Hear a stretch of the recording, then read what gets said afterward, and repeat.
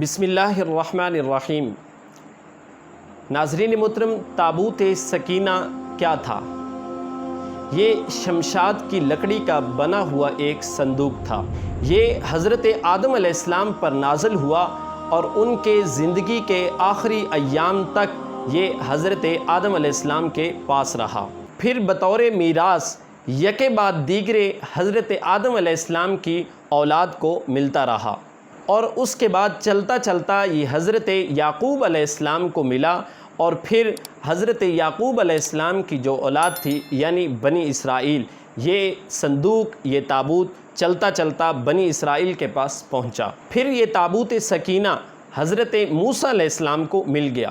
تو حضرت موسیٰ علیہ السلام نے اس تابوت سکینہ میں، یعنی جسے تابوت سکینہ کہا جاتا ہے، اس کے اندر اپنا کچھ خاص سامان رکھا،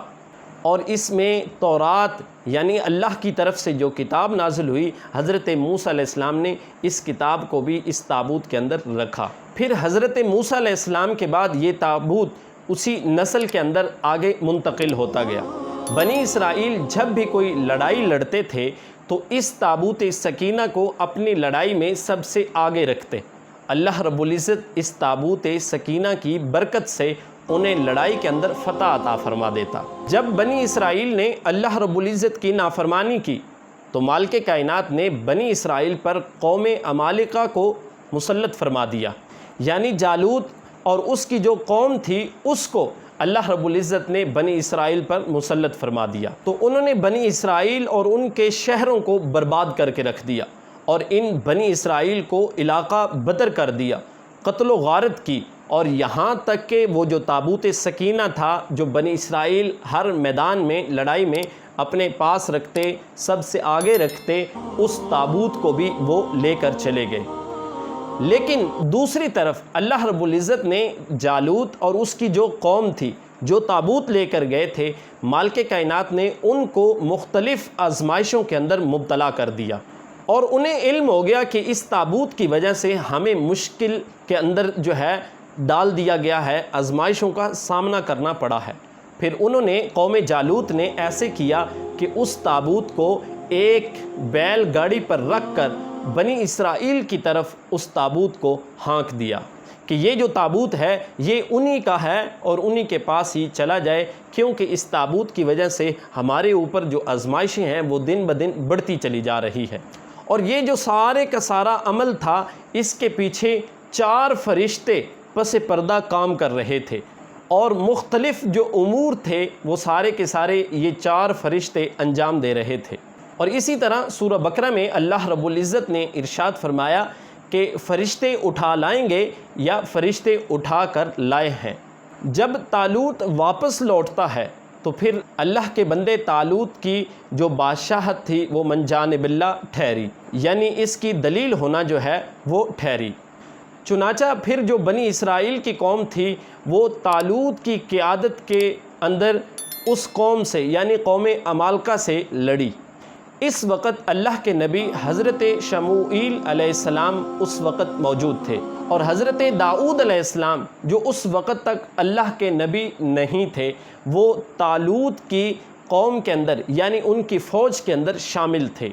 پھر اس قوم نے، یعنی جو یہ قیادت تھی، جو یہ لشکر تھا جس کے اندر حضرت داؤد علیہ السلام بھی شامل تھے، تو انہوں نے بڑی بہادری کے ساتھ کفار کا مقابلہ کیا اور پھر جالوت کو قتل کر دیا، یعنی جو بنی اسرائیل کا وہ تابوت سکینہ لے کر گئے تھے، وہ جالوت کو طالوت کی قوم نے، حضرت داؤد علیہ السلام بھی جس لشکر میں موجود تھے، انہوں نے اس کو قتل کر دیا۔ اور دیکھیے کہ یہ جو صندوق تھا تابوت سکینہ، اس کے اندر ایسی کیا کیا چیزیں تھیں کہ اللہ رب العزت نے اس کو مقدس قرار دیا، برکت والا قرار دیا۔ اس تابوت سکینہ کے اندر حضرت موسیٰ علیہ السلام کا عصا مبارک بھی موجود تھا، اور حضرت موسیٰ علیہ السلام کی مقدس جوتیاں بھی اس تابوت کے اندر موجود تھی، اور اس کے ساتھ حضرت ہارون علیہ السلام کا امامہ شریف بھی اس تابوت سکینہ کے اندر موجود تھا، اور پھر حضرت سلیمان علیہ السلام کی انگوٹھی بھی اس تابوت سکینہ کے اندر موجود تھی، اور اس کے ساتھ تورات کی کچھ تختیاں بھی تابوت سکینہ کے اندر موجود تھی،